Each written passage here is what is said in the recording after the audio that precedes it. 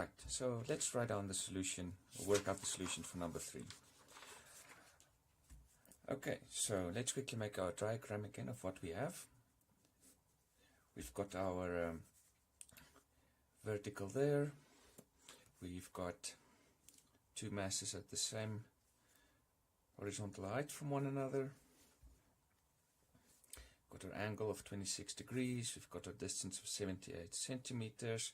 We've got a mass of each sphere is 21 grams, and we know, or we looked up gravitational acceleration as 9.80 meters per second squared, and as we saw in the previous video, we have our three forces working in on. We just focus on the left sphere. We've got its weight.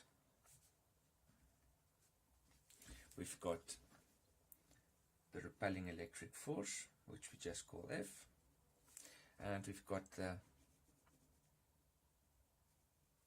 tension in the wire T.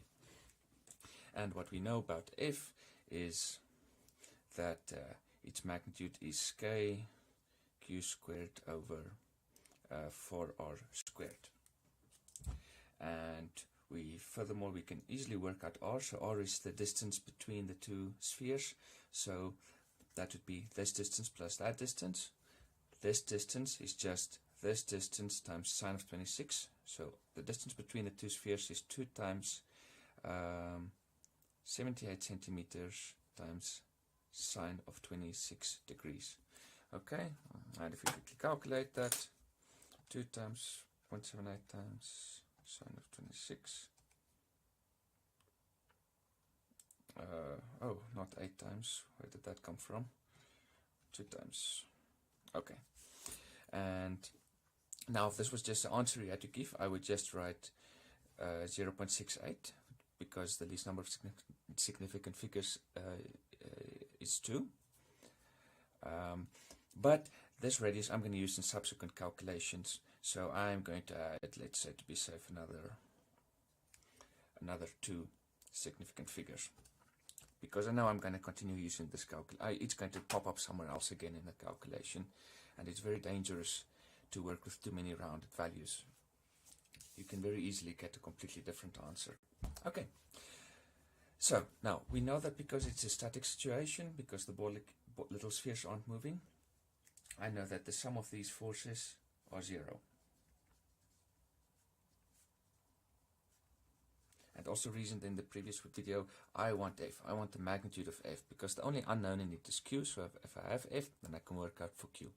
And I want to get F by using this big thing that I know about F, that its sum of the other two forces are 0. Now, we talked about components, so now I'm going to think in terms of components. So for whatever set of coordinate axes I choose, now for whatever pair of perpendicular directions, x and y, I know that F's x component plus Fg's x component plus T's x component must be 0. And similarly, F's y component plus Fg's y component plus T's y component must be 0. Now this is for whatever directions x and y are, just whatever perpendicular pair of directions x and y we have. Now I can't just write it like this, because there's no x and y anywhere to be seen. I've got to specify what x and y I'm using. Now for the first version of this answer, let's use the more traditional horizontal and to the right as x, and up vertical and upwards to the vertical and upwards as y. So x and y. So this is, I suppose you can say, traditional. Now, if we were to use this set of coordinate axes, what would these things turn into? Well, let's look at what is F's x component. What is Fx? The scalar Fx. Is it positive or negative? Well, it's in a negative x direction, so this is going to be minus. And what is its magnitude? It's just F. F is perfectly horizontal, and it's completely in the x direction. Okay, how about Fg's x component? Well, that's 0. It doesn't have an x component. And how about T's x component? Well, you can use this angle. It's more natural to think in terms of this angle. So what is this angle? Well, this is a horizontal line, this is a vertical line, so this is a right angle, so I know this is 90 degrees, and therefore these two must also add up to 90 degrees, so all three together can add up to 180 degrees. So this plus this is 90, so this is going to be 64 degrees. Okay, knowing that, what is t's x component? Well, it's going to lie here, it's going to be from here to here, and it's going to have magnitude t cos 64 degrees equal to 0. Okay, so this is interesting, this is looking promising. I'm after f, and this equation, only other unknown is t. Okay, so if I have t, then I can use it in this equation to get f, and then in that way get q. Great, but I don't have t. Well, let's look at what's happening in the second equation. So just making sure my g and y doesn't look the same. Okay, so what is f's y 0? F doesn't have a component in the y direction. 0. And what is fg's y component? Well, it's the entire fg, but it is fg is in the negative y direction, so this will just be minus fg. And what is t's y component? It's going to be like that, and it is going to have magnitude plus t sine of 64 degrees equal to 0. Interesting. Okay, so remember, I'm after t. Fg I've got, that's the mass, that's just mass times the gravitational acceleration value. So t, I'm after t, so let's write t by itself. So t is equal to mg over sine of 64 degrees. And let's calculate that. Oh, I didn't leave myself a lot of space. Okay, but that's okay. It's nice to have equal signs underneath one another. Okay, I'm just substituting the values now. Over sine of 64 degrees. Okay, let's quickly calculate that. I could just have said, okay, never mind. Come on. All right. Okay, and again, like this one, this is a value I'm going to use here again. So I'm not just going to write 0.23 because that would be rounding it severely, given that I'm still going to continue using it. So let's, that's going to be like that, Newton. I put some extra two, 1 or 2 or 3 significant figures isn't exactly an exact science in terms of how many significant figures you should keep for subsequent calculations. It really depends on how involved the remaining part of your calculations are. But okay, as a rule of thumb, I'll just add another 2 or 3 significant figures just to be safe with values I can know I'm going to plug into further equations. Right, so great, we've got t. Now I've got t. Now I can put it into this equation, and then f is the only unknown. So let's say this tells me that f is equal to t cos 64. Now f is equal to that, so f is equal to k q squared over 4r squared is equal to t cos 64. Now let's get q by itself. Okay, so if it was q squared, then it would be equal to 4r squared t cos 64 degrees over k. But it's not q squared, it's just q, so we take the square root of that. So you can make the big squared sign if you want, or just write to the power of. And now the menial task of just substituting all the values. So this is R we calculated up there, 0.6839 meters squared times the tension, that's 0.2290 cos of 64 degrees, okay. And K is, I'm going to use the more accurate one, why not? If you're not sure, use the more accurate one. Newton meter squared per coulomb squared. Great, now let's calculate this.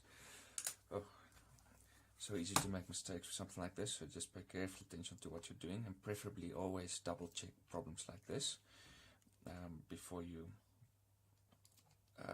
hand in a test or an exam or anything. It's so easy to make mistakes with substituting a bunch of values like this, or at least for me it is. Okay.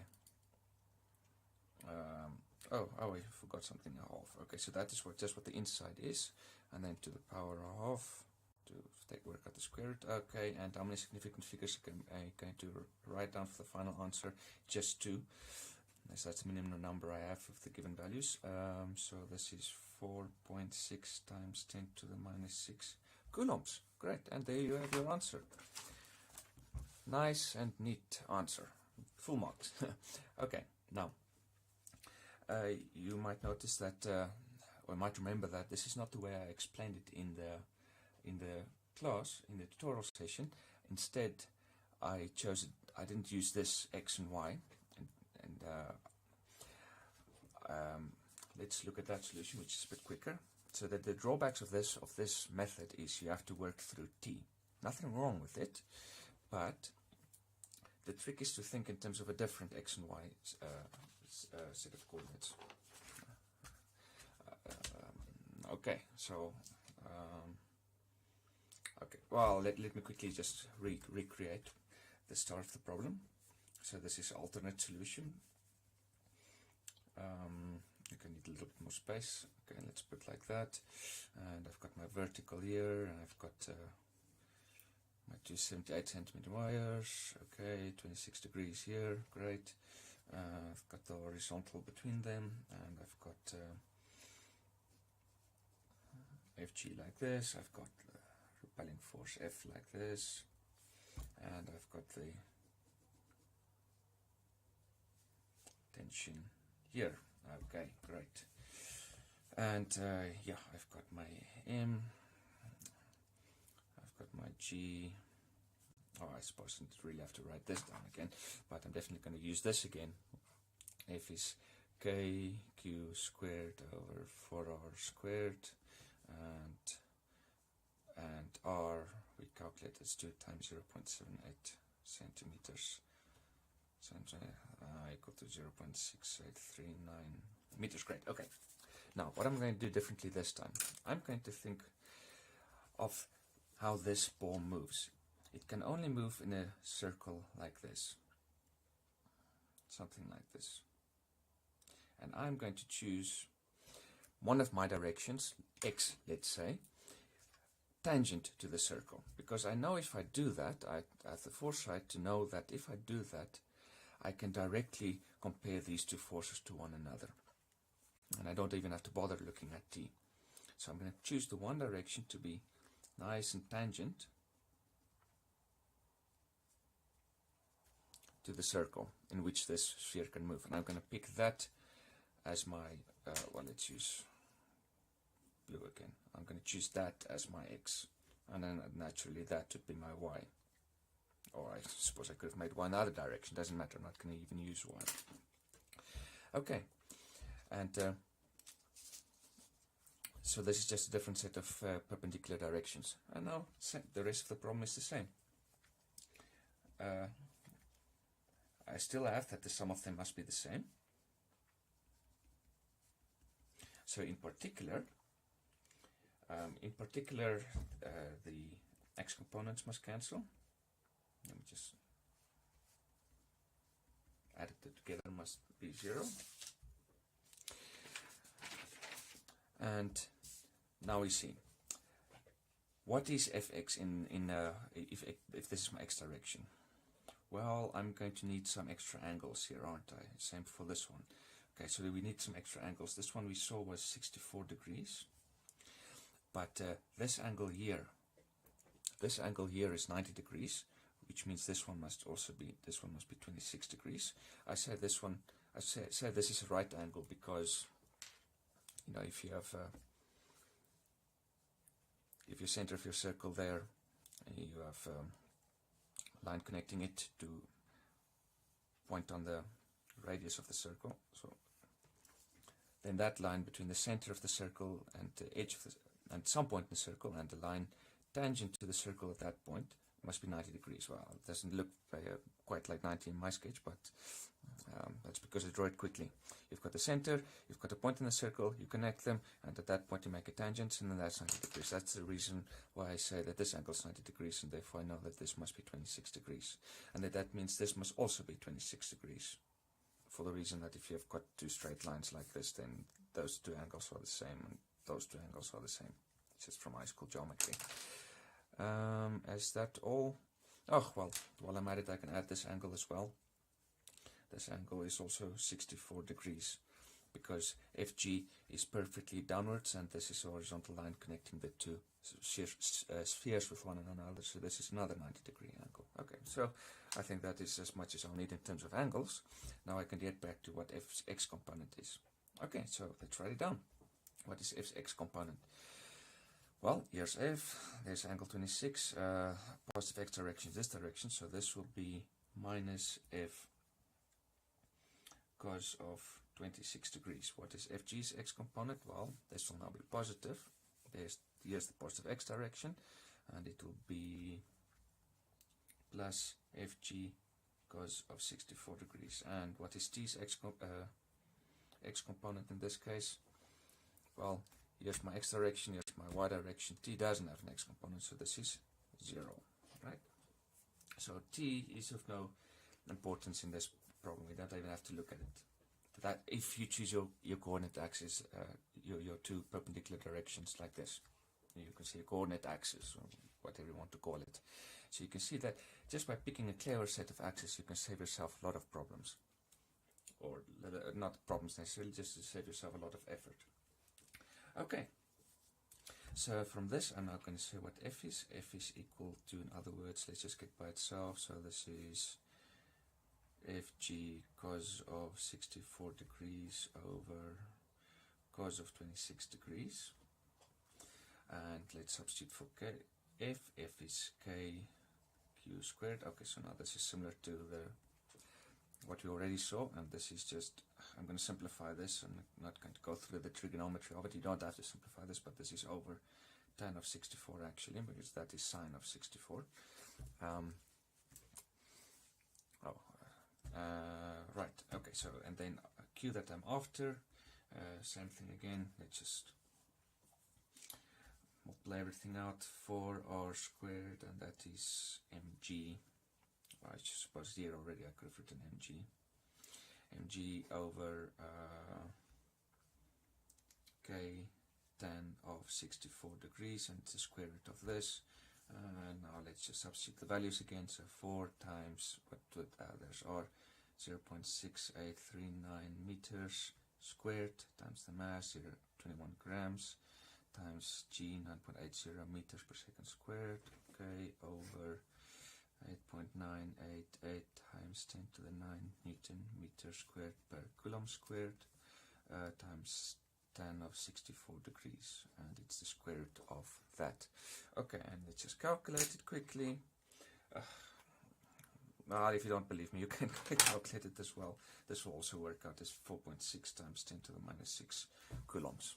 Okay, so much simpler way, yes, we save a bit of effort because we don't have to, no, what's that? No, that's wrong.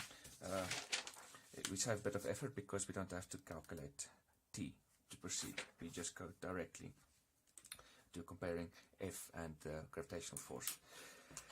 Now, specifying specifically what X and Y is, or you don't have to call it X and Y, you can call it P and Q or T and S or whatever you want, as long as it's two different letters. Physically showing what the two directions are, you have to do it if you talk about F subscript X. I mean, we have to know what X is. But if you're very comfortable with the logic and this type of force decomposing, then you don't even have to think in terms of axes. I think that, if I recall correctly from what I explained in class, I just immediately start with the following. I thought about this direction, and I realized that, well, in this direction the forces must cancel, definitely. So the magnitude of the F force in this direction must be the same as the magnitude of Fg's force in this direction. T plays no role in this direction because it's perpendicular to it. So that was all that I thought. This is more systematically putting explanation of it. But if you're very comfortable with decomposing it, the forces, and think in terms of components, I mean, you don't have to go this formal route in terms of X and Y and writing X component and Y component and so forth. You can just directly go and reason, I'm just thinking in terms of this direction, tangent to the circle in which the sphere can move at this point, and the magnitude of F's force in this direction must be the same as the magnitude of the FG's for the weight in this direction. So what is the magnitude of F's force in this direction? It is just F cos 26 degrees, and it must be equal, it must be the same as the weight component in this direction, the magnitude of FG's in this direction, which is just FG cos 64 degrees. And I think this is in fact how I start the problem originally, and then you go from there. F equal to FG cos 64 degrees over cos of 26 degrees. So it's perfectly fine to start here, and I think this is how I started. Memory serves my explanation of the problem in the tutorial session. So if you're very comfortable with it, and it makes enough sense to you, and it is very obvious, then you can start here. If you are at all not certain, and you're still getting, and you're still a little bit shaky about it, then okay, be safer and choose your coordinate system. Write down explicitly what your coordinate system is, and say that okay, sum of the forces is 0. So for whatever x and y I choose, the x and y components must also add up to 0. Write down what is your x and y and just proceed from there.